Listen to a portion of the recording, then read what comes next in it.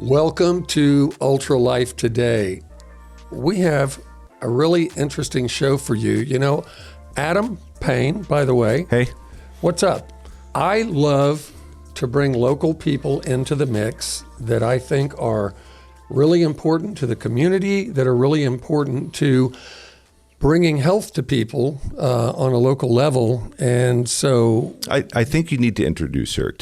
without any further ado, Tiffany Richey, welcome to Ultra Life Today. Thank you. I appreciate it. I'm really excited about having her here. So I've got to share a little bit of a anecdote. I actually know Tiffany's mother-in-law who did the most beautiful watercolor for one of my babies when they were born. What? Way back in the day. That's such a random connection. Mm-hmm. Oh, yeah. And I swear, if she had a website, I would announce it because she does watercolors that are brilliant, especially of children and babies. Is she still doing that? She actually is. She was hired recently for someone to do the exact same thing. Yeah. Wow. So Not surprised. That's a rare. Watercolors, I think, are just a rare talent. So we met Tiffany through Keith Bishop at one of the original health meetups almost 7.5 years ago. Oh my gosh. Can you believe Was it's that that long? And really? you look really young. You look older. I look older. So there's something to this anti-aging stuff. Yeah. we like what you're doing. You're going to tell us about that. So Tiffany, give us a little bit of your background, your street cred, your credentials, and what you do here in Oklahoma City. So I started studying functional medicine about, like you said, 8-9 years ago. I started as an ICU nurse and saw there's a big disconnect in, lifestyle and diet and what's happening in the population. And so I got an opportunity to follow another provider here in the city, which was incredible, and learned that there are alternative ways to treating health. Did you almost make that sound like it was an accident that you It kind of was, kind of wasn't. Tell me about that. Yeah, so, and my mother-in-law, who is a very precious human being. Her daughter, so my sister-in-law, at the age of 20, was diagnosed with a neural autoimmune disease. Oh, wow. And she had 30% atrophy of her cerebellum, lost her ability to walk, and has some Parkinsonian symptoms, MS symptoms, and, was misdiagnosed because of the inability for coordination. And so was passed through the traditional trajectory, right. Through the Mayo Clinic, all these places, and, basically is on symptomatic treatment. And so, I knew there had to be something else. I've always been interested in medicine, but, when you're in the system, you don't realize that there's something outside of the system. Yes, you get the tunnel vision. Yeah. We call it looking Standard through binoculars. of care, right? Yes, binoculars through the opposite lens, if you will. And so there was something always tugging at me. And when I was in the ICU, I knew I didn't want to be in that system anymore. And so I thought, well, let's take it a step further where I feel like I have more participation, making decisions in patients' life. And that's when I decided to go further into the nurse practitioner. But then during my clinical rounds, I was following colds and flus. And I remember going into a patient, because we learn in nursing school to take care of the patient through lifestyle and diet. But when you get out in the real world, you don't get to hear it very much. So I was going back into the patient's rooms with my preceptor at the time, and we were talking to a diabetic patient. And I said, well, I want to teach him about diet. And so I went in there and, I was gung-ho. I had all of the reducing the carbs, the macros, all of the things. And we walked out and he was like, that was great. But, he's not going to go home and do that. So next time, maybe just instead of telling him to eat a whole other food other than the pizza, maybe take one topping off the pizza, start there, and it was a little discouraging to see. Yeah, I was going to say, are you a tough woman? Because that first experience, getting out there and saying, hey, this is it, and having all the people working around you go, yeah, don't share that. Well, it's like, don't waste your time, right? Yeah, don't waste your time because he's not going to listen. Well, how much opportunity has he been given to listen? I mean, I didn't know that patient. Maybe he had a much longer history with him, if truth. Maybe, but some of these people, they've never heard this information. No. And so somebody like you coming and saying, hey, I have a path to wellness for you. Some people are going to take hold of that.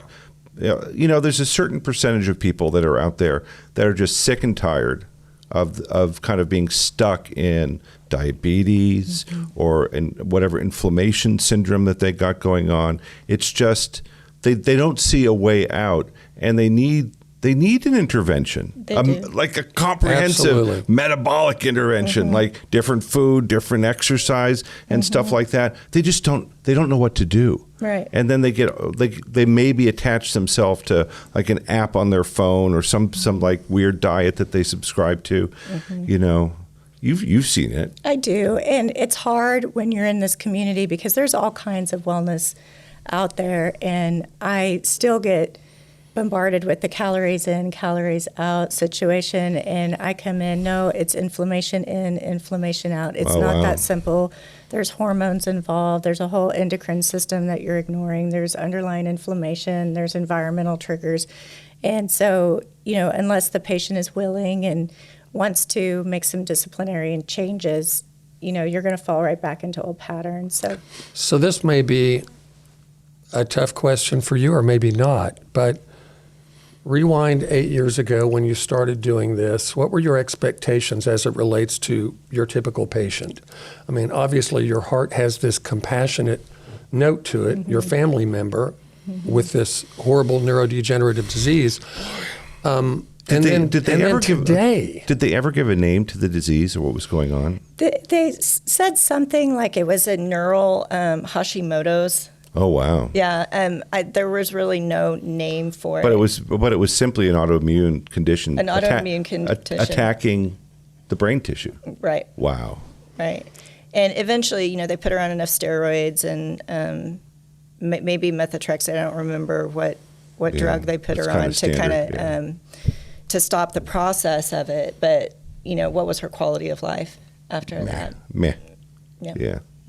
Sorry, Josh. I worries, derailed brother. the direction you're going. And that's okay because you yourself have a really difficult thing that you deal with on a daily basis. So when she mentioned her relative, I saw your radar just go up. Yeah, well, I mean, there's so many people that deal with Hashimoto's or these other autoimmune conditions, and we have so many challenges in our community.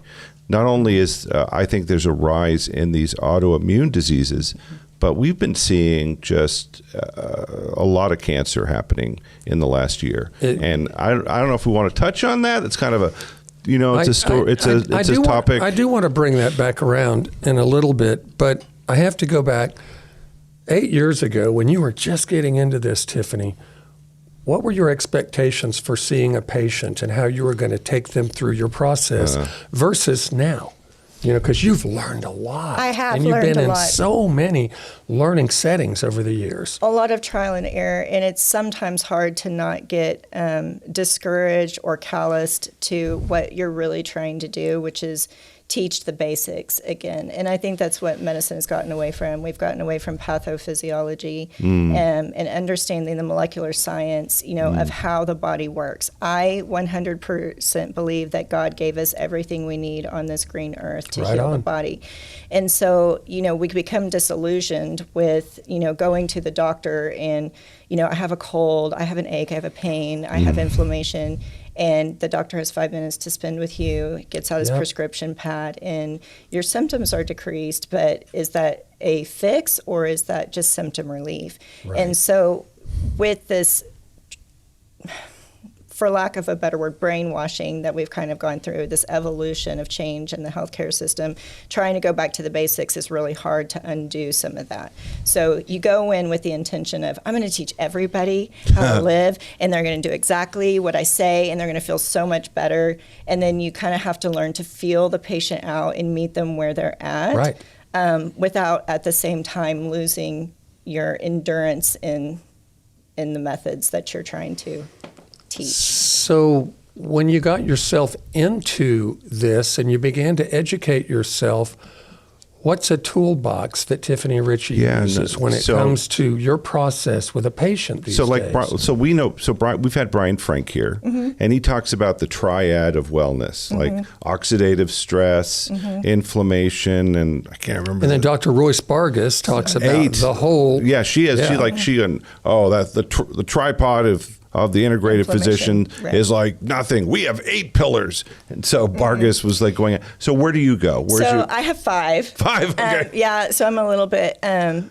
you could probably make 100 if you really wanted to. Are these 5 that you've come up with, or 5 that I've Adopted. adopted. Okay, Yes. I'm really curious. Yes. So, Well, first we see the patient, do a consultation, and I will tell you that I think, so when you're talking about your tricks in your tool bag, like the first is listening to your patient. So one, you have to hear what they have to say, and most of the time they're going to tell you. They know why they're sick. They know when it started. So listening to that and making sure that you're paying attention, because most of the time a there's lot some of physicians don't look at that, don't care. No, because it's about the diagnosis. Right, you're right. Yeah. It's about the diagnosis. Because once you get a diagnosis, The ICD-9 code. yes, right? there's an ICD-9 code that then gives us a treatment plan. Yep, right? understood. So we listen to our patients, and then when they come back, we have an hour-long lab review. So an hour-long consultation. Hour? Wow. And then an hour-long lab review. Ooh, where they actually get to know you, don't they? That's They do. crazy. That can be fortunate, unfortunate. In fact, one of my patients, I think it's a good thing. I told her what I was doing today, so I was a little bit nervous. She goes, Tiffany, just don't cuss and be professional. And I was like, okay. So apparently I've got a little bit of a, yeah. You and my wife would get along. You got some A little chutzpah. bit. Well, when I get excited about things, sometimes I get a little passionate. That's okay. Expletives. I like that. You're our kind of person. A little bit, Yeah, we but- get that way. But on the lab review, I try to teach them about, what their body needs to function appropriately. And my 5 pillars of inflammation. So we're talking about So this is good. We've got a couple of minutes left in this segment. So give us your 5. Yes. And then we'll move into the next one. So the toxic burden is what we're always looking at, and decreasing the inflammation burden on the body, because we know that we're burdened every day. So these are the things that I want patients to evaluate when they go home. Number 1 is always diet. What we put in our body is what we get out. Number 2, and none of these are in any specific order, just, what I've done. No, these are good. Environment, the things that we're exposed to. Are we Yeah. being exposed to Toxic mold. all of the things? Parasites, all the good stuff. Yes. Number 3 is stress, and I always tell them that's the number 1 underestimated toxin That's a on the good body. one. That's awesome. Because, It does affect people. PTSD, all of the Yeah. things, the chemical cascade that happens from the Am I allowed to do this? Trauma. Yes, please do. What are you doing, We all Josh? need to be doing Deep breathing, Wim Hof method. Let's do this. All right. that. Sleep, obviously, that's when our body resets, recovers, and regenerates. And then number 5 is genetics. Interesting. So that's like kind of the background milieu on which we have. My The platform. palate. Yes. And, interesting. Yeah. before we go to this break, with 25 seconds left in this segment, I got to ask you, you mentioned genetics as number 5. Do you almost feel, because Adam and I have adopted some philosophies related to a lot of diseases being metabolic in nature, do you put genetics kind of way back there? I used to, but it's coming more to it the is. forefront. Okay. Yes. Yeah. Well, we'll talk about this in Yeah. the next segment. This is Ultra Life Today. I'm Josh Bellew. Adam Payne's sitting over here, the CEO of Ultra Botanica, lead inventor We're of our hanging patented out. technology. We have Tiffany Richey right in the middle. We're not letting her escape. It's so And she's grateful. Gonna give us, she's going to give us some great information in our next segment. Our mission is to take nature's most beloved botanicals and enhance them with our liquid protein scaffold technology. This helps it reach your cells faster and better. With exponentially enhanced bioavailability, you'll feel better every day. Ultra Botanica, the feel-good curcumin. Hey, it's Ultra Life Today. Welcome back. Thanks for hanging with us today. We've got a really cool guest, Tiffany Richey, nurse practitioner here in Oklahoma City, Oklahoma. And I'm hanging out with this guy in the lab coat. Yeah, Adam Payne here, and chief inventor of the UltraCure technology. And I am so grateful, Tiffany, that you're joining us. Josh, where were we going? You have a plan here. You want to take us on a journey. Now, yeah, we're gonna go in this segment and continue to talk about Tiffany's patient process, but then we're going to introduce a 4-letter acronym, CIRS, that I had never heard of until Tiffany and I were talking. And she said, chronic inflammatory response syndrome. Ooh. And it so ties into everything she was talking about in her 5 points, environmental exposure, toxins, things like that. So we're going to get there. I don't want to go there yet, but we're going to dial into that later. Let's it seems like there's a new disease invented every minute, Tiffany, right? I agree. Anyway, so you were moving into your 5 points. You'd covered a couple of things with us. Genetics being the last. Genetics being the last. When somebody comes to see you, what's the first thing you do? And I know you listen, and that's the coolest thing ever, that you literally sit and listen to a history. Yes, we do. And I have I'm sure they don't appreciate my questionnaire process, but there's quite a few questionnaires that they fill out prior to coming to see me. And then we look through those, and that kind of help guides the conversation, of what their chief complaints are and where they could have possibly accrued these problems over and inflammatory triggers over their lifespan. So so these manifestations of illness don't just come out of the blue. There's not a whole number of factors that manifest.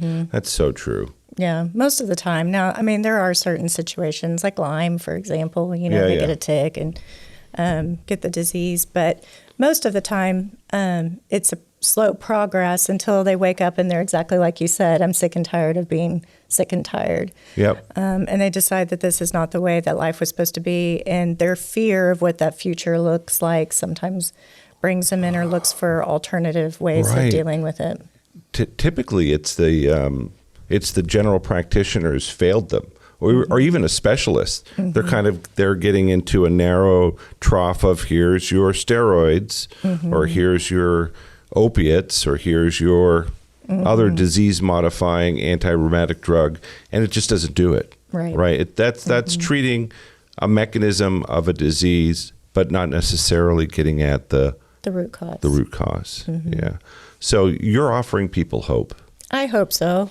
I really do. And that was a fear of mine when I first started was, is this really going to work? Because I'm a skeptic at heart, Are you surprised like we are sometimes? Yes, absolutely. Yeah. I can't tell you how many times early on in the days of Ultra, we would have people call us and say, wow, I don't have knee pain anymore. Or, my dog, we were going to take him to that last, ride to the vet, and they're up and running around with the other pets. And, I would be like astonished, kind of like, wow, it's working. It's still working. It's still working. It's still. I mean, these are kind of not miraculous. Some of them are kind of miraculous. Very much. Yeah, I mean, but it's. I still get. I know the power of the LPS technology, the stuff that we've created, but we're not in the front lines. Dealing with the patients on a daily basis. Well, I'll tell you, I have a patient that stands out in my mind, and it was one of my first patients. I was so hoping you were going to give us a use case just now, because I was going to ask. I will, because she took it, and I think you might even know her, but she started with me. She had gone the traditional route, had open heart surgery, had been diagnosed. I believe, it's been years ago now, but some sort of arthritis, and just her quality of life was going down, down, down. And she had not heard about CBD, much about it. And so I put her on the Ultra Hemp.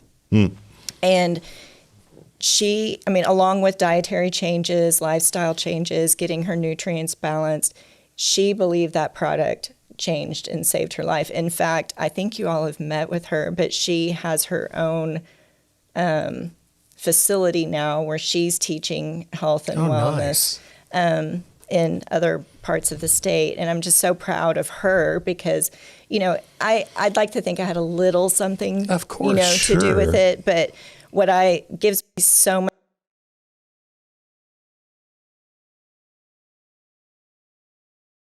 thing, and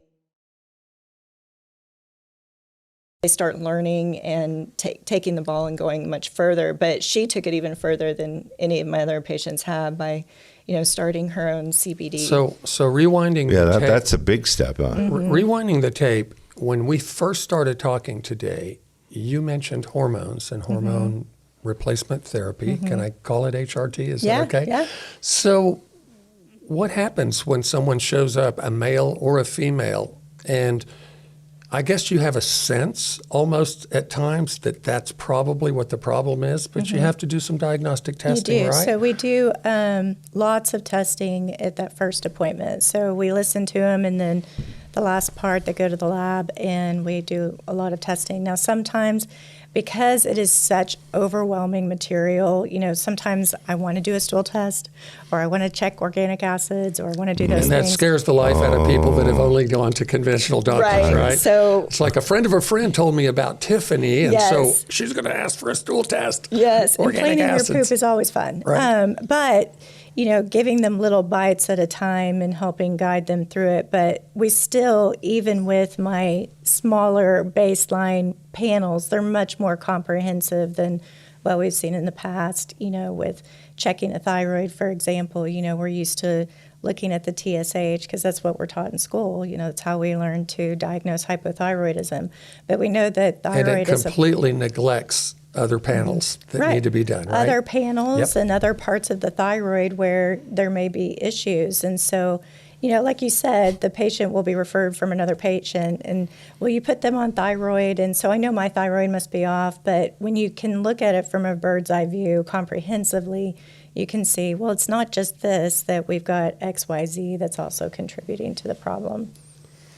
So the picture is bigger than much just bigger. the thyroid. We're not hyper-focused. Right. Yeah.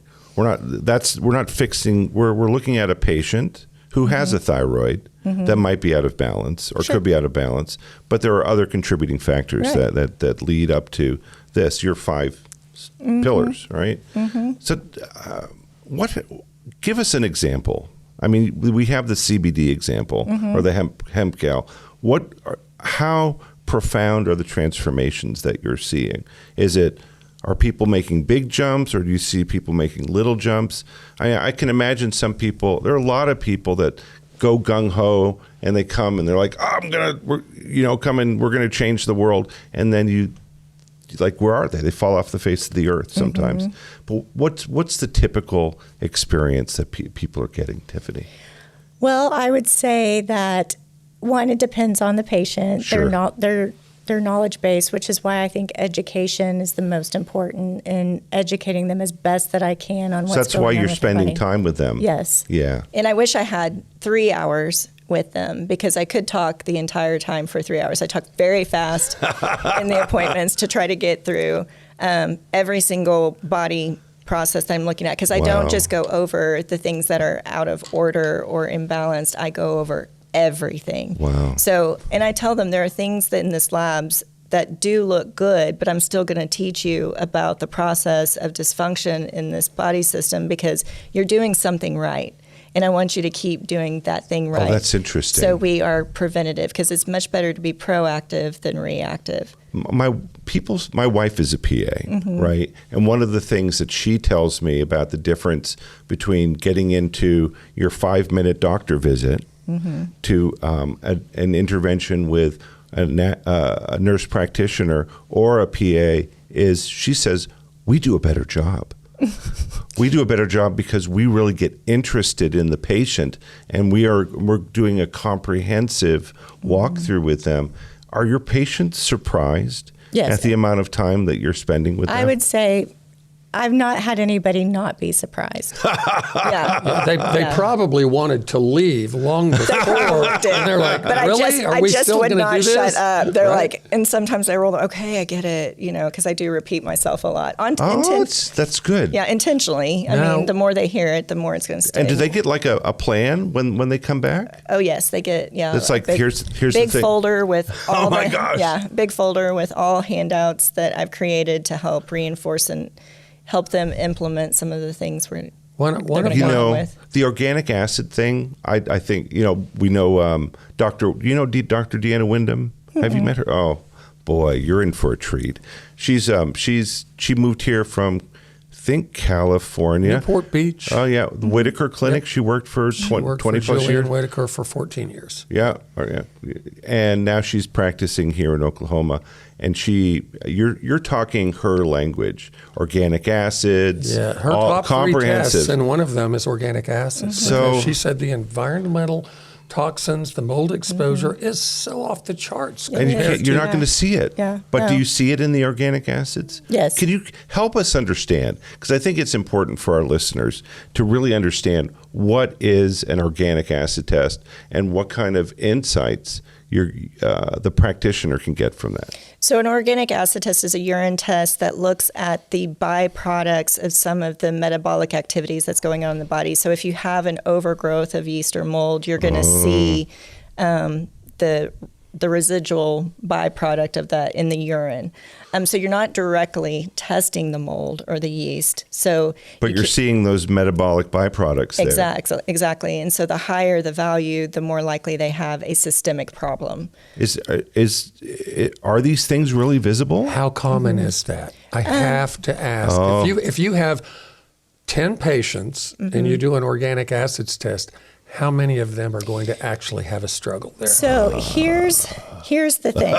Okay, so here we go. Here we go. So there are some functional physicians out there. Amy Myers, for example, who I have great respect for. She's someone I followed and learned from.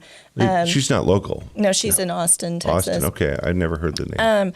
But when someone comes to see her, and this is, what I've heard through the grapevine, because one of my other friends used to work for her, but she said that every patient that went through her practice had to do all of these tests before they even got to meet with her. Wow. So they already came with an organic acid test, a stool test, all of the food tests, things like that. So I do things a little bit differently because I don't see any need to do a test that the patient may not find value in. Awesome. So I cherry pick those patients depending on do they struggle with what I suspect to be. Do you learn a lot from your questionnaires that allows you to make a decision about the testing you want to do? Absolutely. Okay. That's why sometimes at that initial appointment, in my mind, I want to do a stool test or an organic acid test.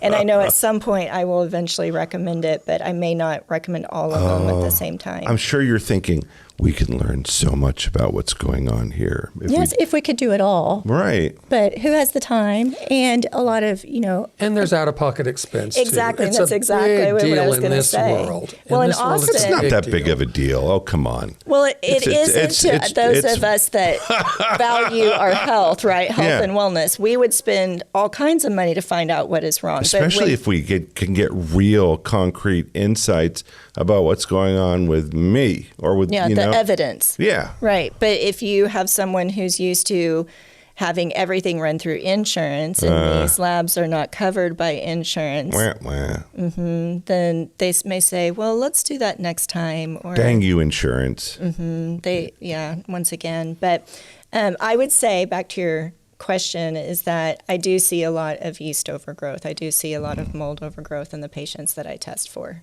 It is Oklahoma. It is Oklahoma. Is most of that related to diet, or is a lot of that these days?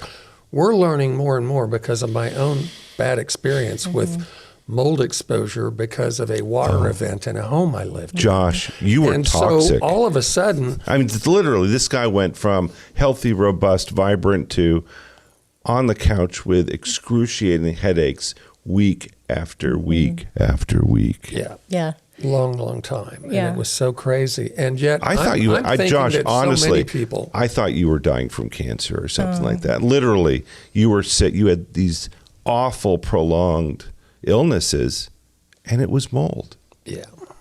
Did anybody ever tell you that it wasn't mold, that's just...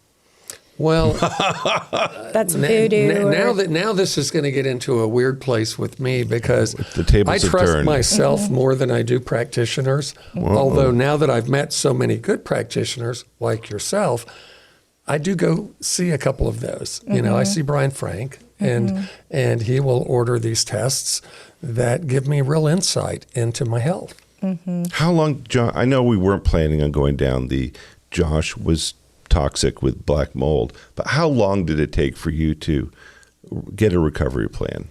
Well, Adam, I want to say something here, and that's where I was going with Tiffany. Tiffany, I really believe that so many people are being exposed to mold, even within their homes or their work environments, and they have no clue that they're being exposed. More family members I meet after what I went through, I can almost say, yep, you've been sense it. exposed, you've been exposed.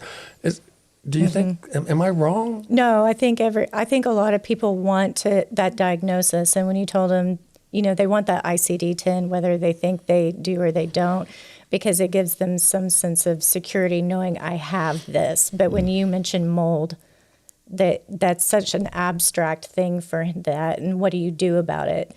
It's not as commonplace as diabetes where you take insulin or Right. Okay, we're rolling out of this segment. We went a little bit over. This is Ultra Life Today. I'm Josh Bellew, hanging out with Tiffany Richey, nurse practitioner, and Adam Payne over here. Thanks for joining us. Join us next week when Week we number continue. 2. Yep, when we continue our interview with Tiffany. Stay tuned.